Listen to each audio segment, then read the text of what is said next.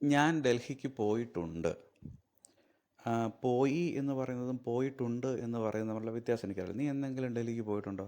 ഞാൻ ഡൽഹിക്ക് പോയിട്ടുണ്ടല്ലോ. ഞാൻ 2 വർഷം മുമ്പ് ഡൽഹിക്ക് പോയിട്ടുണ്ട് എന്ന് പറയില്ലേ? അതുപോലത്തെ സെൻറ്റൻസുകൾ നോക്കാം. ഞാൻ അവനെ കണ്ടിട്ടുണ്ട്. ഞാൻ അവനെ എവിടെയോ കണ്ടിട്ടുണ്ട് എന്നോ ആവാം, അല്ല ഞാൻ അവനെ കണ്ടിട്ടുണ്ട്. ഇത് നമ്മൾ ഇംഗ്ലീഷിൽ പറയുന്നത് ഐ ഹാവ് സീൻ ഹിം. ഇവിടെ നമുക്ക് ചിലപ്പോൾ ഒരു സംശയം തോന്നാം, ഈ ഹാവ് നമ്മൾ നേരത്തെ ഉപയോഗിച്ചാണല്ലോ ഐ ഹാവ് എ കാർ എന്ന് പറയാനായിട്ട്. ഇവിടെ ഇത് ഒരു കാര്യം മനസ്സിലാക്കി വെക്കണം, വേർബാണ്, ഒരു പ്രവൃത്തിയാണ് ഇവിടെ പറയുന്നത്. അവിടെ പ്രവൃത്തി ഉണ്ടായിരുന്നില്ല, ഒരു കാർ ഉണ്ടെന്നേ പറഞ്ഞുള്ളൂ. സി എന്ന് പറയുന്ന പ്രവൃത്തി. ഇപ്പോൾ സി എന്ന് പറയുന്ന വേർബിൻ്റെ 3ാമത്തെ ഫോം നമ്മൾ എടുക്കും. കുറച്ച് ടെക്നിക്കലായിട്ടുള്ള കാര്യമാണ്, നമ്മൾ കുറച്ച് എക്സാമ്പിൾ കാണുമ്പോൾ മനസ്സിലാവും. അവൻ എന്നോട് പറഞ്ഞിട്ടുണ്ട്. അവൻ എന്നോട് പറഞ്ഞിട്ടുണ്ട്. He has told me. നമ്മൾ നേരത്തെ കണ്ടപ്പോൾ തന്നെ ഹിയോ ഷിയോ ഒക്കെ വരുമ്പോൾ ഹാസ് ആണ്. ഇവിടെ ടെല്ലിൻ്റെ 3ാമത്തെ ഫോമായിട്ടുള്ള ടോൾഡ് എടുത്തു. അവൻ എന്നോട് പറഞ്ഞിട്ടുണ്ട്. ഇതിൻ്റെ ഗ്രാമാറ്റിക്കലായിട്ടുള്ള കാര്യങ്ങൾ നമ്മൾ പിന്നീട് ഗ്രാമർ പഠിക്കുമ്പോൾ പഠിക്കാം. പക്ഷേ ഇത് നമ്മൾ കുറച്ച് സെൻറ്റൻസ് ഇതുപോലത്തെ കണ്ടുപോയി കഴിഞ്ഞാൽ നമ്മൾക്കിതിൻ്റെ ടെക്നിക്ക് മനസ്സിലാവും.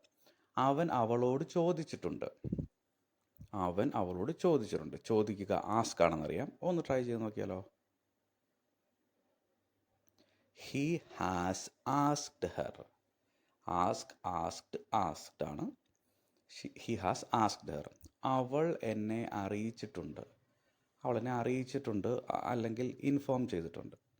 Xi has informed me. ഇൻഫോമിൻ്റെ 3ാമത്തത് ഷീ ആയതുകൊണ്ട് ഹാസും. She has informed me. അവൾ പഠിച്ചിട്ടുണ്ട്. ഇതൊന്ന് തന്നെ ചെയ്യാൻ ട്രൈ ചെയ്ത് നോക്കൂ. പഠിക്കുക സ്റ്റഡിയാണ്.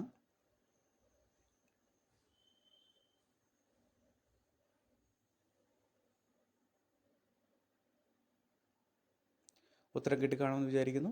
She has studied. അത്രേ ഉള്ളൂ. അവൾ പഠിച്ചിട്ടുണ്ട്. ഷീ ഹാസ് നന്നായിട്ടെന്നായിരുന്നെങ്കിൽ ഷീ ഹാസ് സ്റ്റഡീഡ് വെൽ എന്ന് പറയും. അവർ വന്നിട്ടുണ്ട്. 2 അർത്ഥം അതിന് മലയാളത്തിൽ പറയുമ്പോൾ വരാം. അവരിവിടെ എന്നോ വന്നിട്ടുണ്ടെന്നും അല്ലെങ്കിൽ ദേ അവരിപ്പോൾ വന്നിട്ടുണ്ട് അങ്ങനെയും വരാം. ദേ ഹാവ് കം. അവർ വന്നിട്ടുണ്ട്. They have come.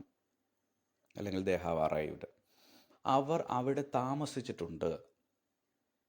താമസിക്കുക എന്ന് പറയുന്നതിന് ലിവ് എന്നോ അല്ലെങ്കിൽ സ്റ്റേ എന്നോ പറയാം. ഒന്ന് ട്രൈ ചെയ്ത് നോക്കൂ. അവിടെ എന്നുള്ളത് ദെയർ ആണ്.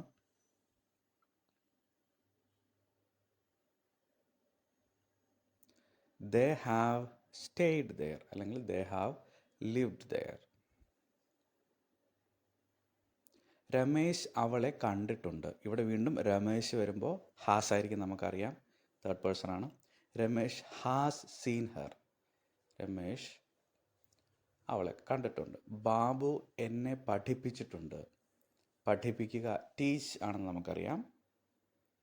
ഒന്ന് ട്രൈ ചെയ്ത് നോക്കൂ.